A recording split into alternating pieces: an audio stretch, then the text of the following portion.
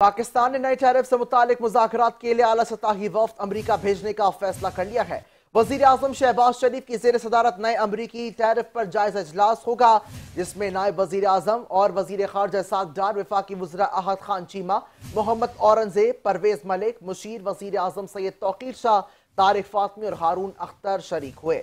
Alamy के मुताबिक इजलास में फैसला किया गया कि पाकिस्तान से वफ्द अमरीका जाएगा। वफ्द अमरीका के साथ तजारती ताल्लुकात के फरोग और नए टैरिफ पर बात करेगा, जबकि वजीर आजम की हिदायत पर वफ्द में मारूफ कारोबारी शख्सियात और बरामद किनंदगान भी शामिल होंगे। एलामिया में कहा गया है कि वजीर आजम ने वफ्द को नए टैरिफ पर मुज़ाकरात के बाद लाहे अमल तय करने का टास्क सौंप दिया है। इसके अलावा वजीर आजम को नए टैरिफ पर स्टीयरिंग कमेटी और वर्किंग ग्रुप की रिपोर्ट पेश की गई और मुस्तकबिल का मुजव्वज़ा लाहे अमल पेश किया गया।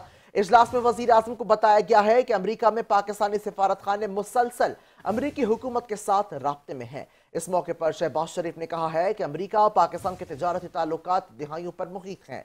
हुकूमत अमरीका के साथ तजारती शराकत दारी को मजीद मजबूत बनाने के लिए ख्वाह है।